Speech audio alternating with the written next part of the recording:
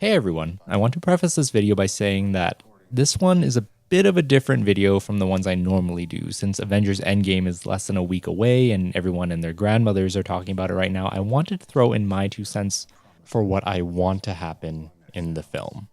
For those of you new to my channel, my thoughts usually are from a screenwriting and story structure point of view, so really these points I'm making are what I think Avengers Endgame will need to do to tell a great story or create a great audience experience. I am not going to be talking about who will die, nothing about the Infinity Stones, the Quantum Realm, or what their missions are going to be, or anything like that. I'm essentially trying to keep this as spoiler-free with my predictions as much as possible. But if you really don't want to know anything, then just turn away right now. Without further ado, here are my top 6 things that I want to see and predicting to see in Avengers Endgame.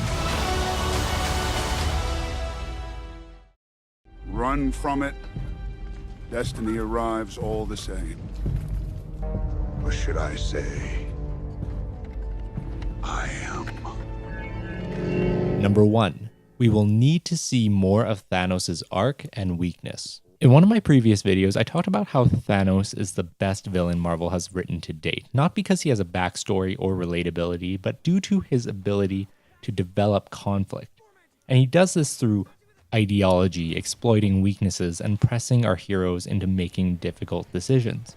I also talked about increasing his complexity by continually playing his character out over multiple stories, which I'm glad we will see in this film. This essentially means I see 2 things happening.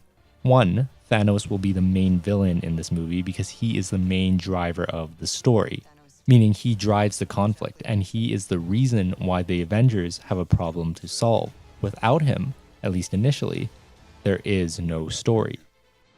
Number 2, because Thanos is the main villain, he will need a complete arc along with a weakness if the Avengers are to defeat him. Inciting conflict is important, but we need a meaningful and earned way of having our heroes bring the conflict to an end. People felt like he was impossible to defeat in Infinity War, so he must have a weakness. There must be a satisfying way to defeat Thanos. Number 2. We will need to see a story centered around the Avengers who did not get much spotlight in Infinity War. This, of course, is not much of a prediction, rather it is pretty obvious storytelling-wise, and what has been told to us by the directors and writers of Infinity War. The Russo brothers and Christopher Marcus and Stephen McFeely told us they gave themselves the liberty to tell full character stories using 2 movies. As you know, Cap and Black Widow got fewer lines and fewer active scenes, and their characters just were not explored as much as the other Avengers in the film.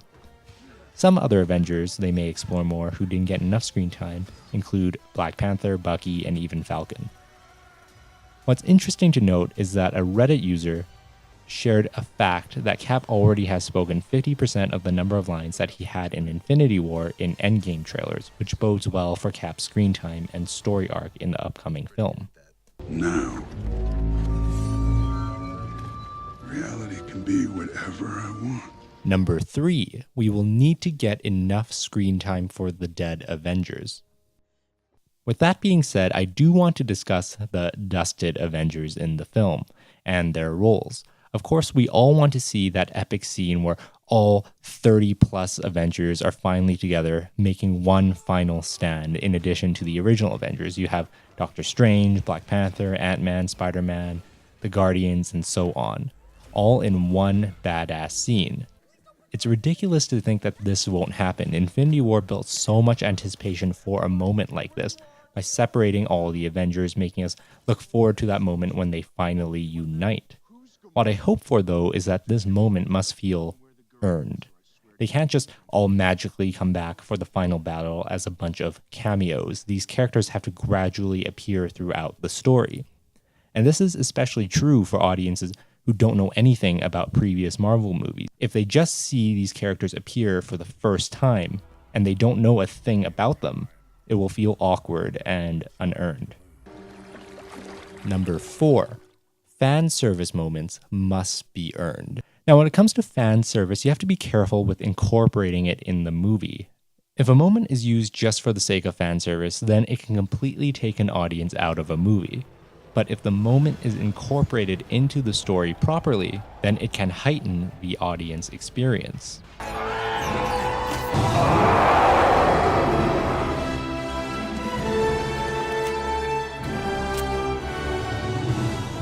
The first one I think could be in the movie is Cap lifting Thor's hammer.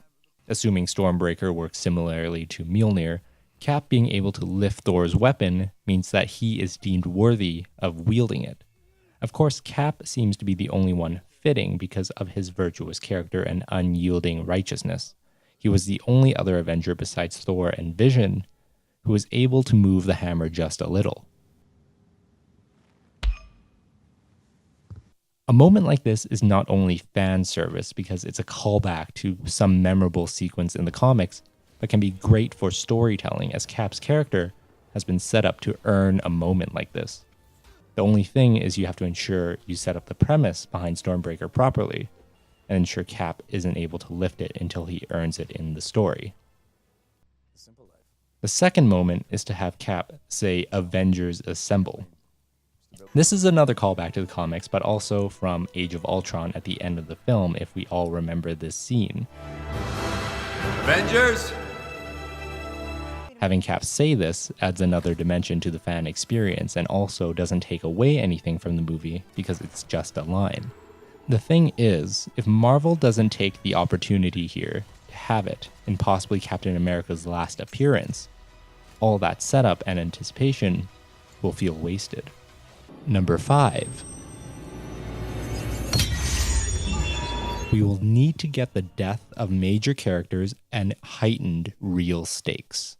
As we know, some if not all the original 6 Avengers will not be returning after the film. That either means deaths or retirements or something else entirely. We must have a satisfying conclusion to each one of their stories that feels genuine to each of their character arcs. Marvel made it feel like there were true stakes in Infinity War, with major character deaths and half the universe disappearing, unlike in many of its previous films, where you could expect the heroes to live.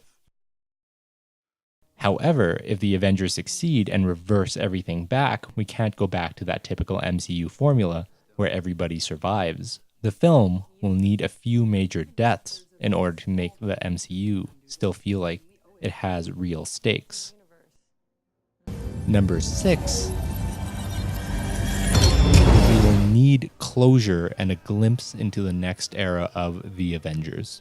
This movie, although an end of an era, is also the beginning of the next phase of Marvel Cinematic Universe films, one in which we pass on the responsibility to new heroes such as Black Panther, Doctor Strange, Spider-Man, and Captain Marvel, with all of them being officially considered Avengers for the first time. The film should end with a glimpse of what we can expect in the next phase, at the very least a shot of what this new Assemble team looks like without its core anchors of Iron Man, Captain America, Thor, and Hulk. We should receive closure for all our heroes and get a glimpse of what they are doing now that the universe is safe. Thanks for watching. So that is everything on my list of predictions. Thank you for watching and getting this far in this video. I am so hyped for this movie and hopefully you are too. Let me know if there is anything obvious that I just plain missed. Don't forget to like, comment, and subscribe, and I'll catch you next time. Cheers, guys.